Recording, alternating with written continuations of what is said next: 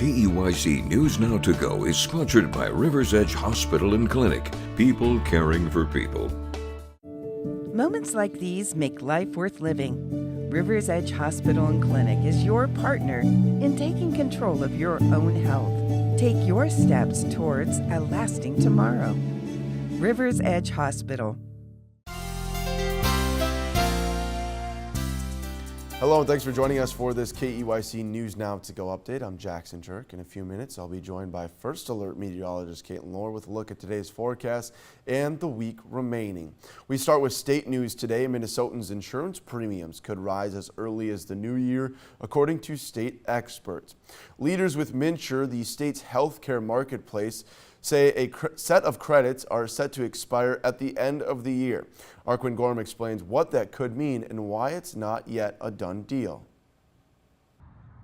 Thousands of Minnesotans who buy their own insurance are facing a major hit from the federal government because additional tax credits that were in existence are going to expire. Minnesota Commerce Commissioner Grace Arnold, taking part in a roundtable discussion with Governor Tim Walz, says thousands of Minnesotans could lose financial assistance next year.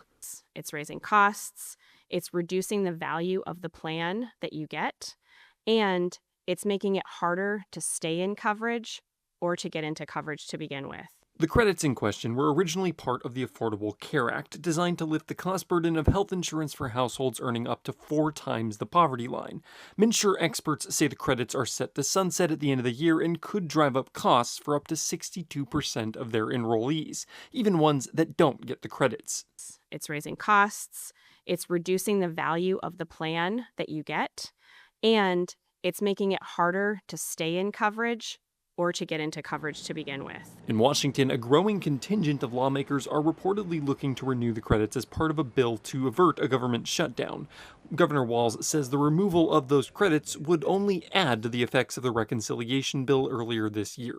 A massive amount of taxpayer dollars in reinsurance is basically eaten up and gone because of the decisions that were made with this federal bill. It's not clear at the moment what the final decision will be on these credits, especially with members on both sides of the aisle expressing interest in keeping them. If they do sunset, the state's current budget situation would make it very hard to offset the impacts. Reporting in St. Paul, I'm Quinn Gorham.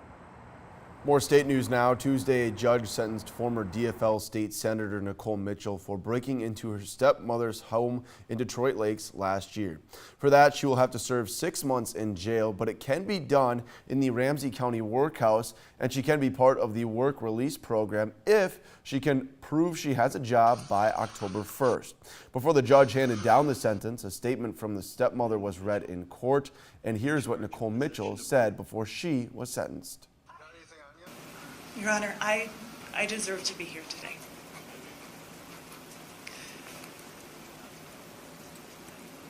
The things said and the harm I caused are real things.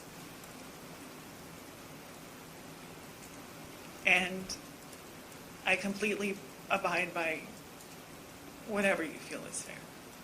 In addition to her 6 months in the workhouse, Nicole Mitchell was sentenced to 5 years of probation.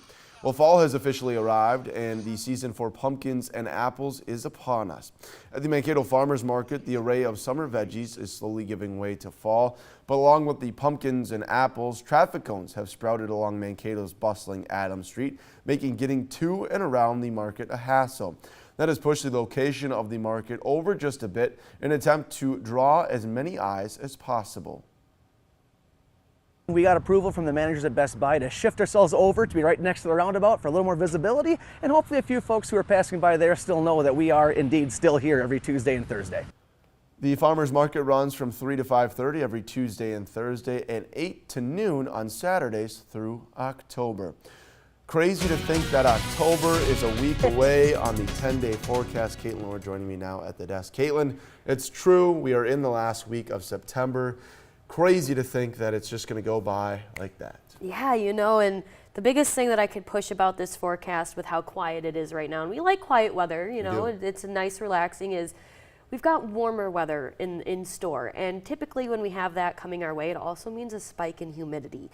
Thankfully, we can have a nice Yes. big smile on our face because we're not looking at humidity. So that being said, the biggest thing I can really stress and push is take advantage of it. Don't take it for granted because, as you mentioned, it's going to go by rather quick. And that means that harsh winter, the cold and the wind, is going to be here before we know it. Absolutely. So get out there and enjoy the sunshine while we have it. Here's what we're looking at for today.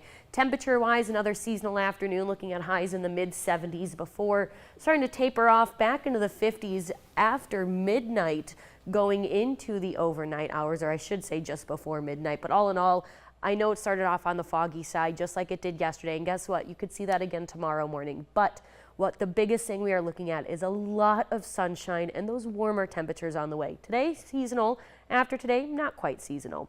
Now, I know a lot of questions are still about the fall colors out there, so here's what we're looking at right now. We're starting to see a few more trees kind of in that 50 to 75 percentile range up in northwestern Minnesota, meaning 50 to 75% of the trees in that small corner of space is reaching peak fall colors, and that means most of those trees are starting to really pop. We're not seeing a whole lot of popping color down here in southern Minnesota.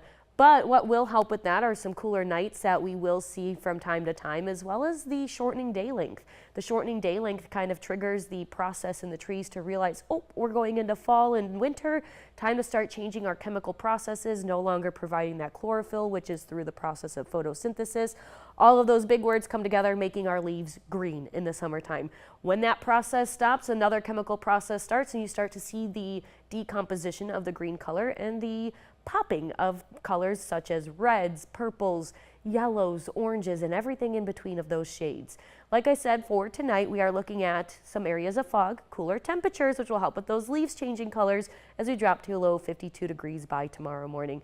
Even cooler temperatures than that, though, would be more beneficial for those leaves, but we're not looking at quite colder than those low 50s. Tomorrow will be warmer with the low 80s in store. Now, I mentioned that we're looking at that warm up, as you saw, low 80s tomorrow.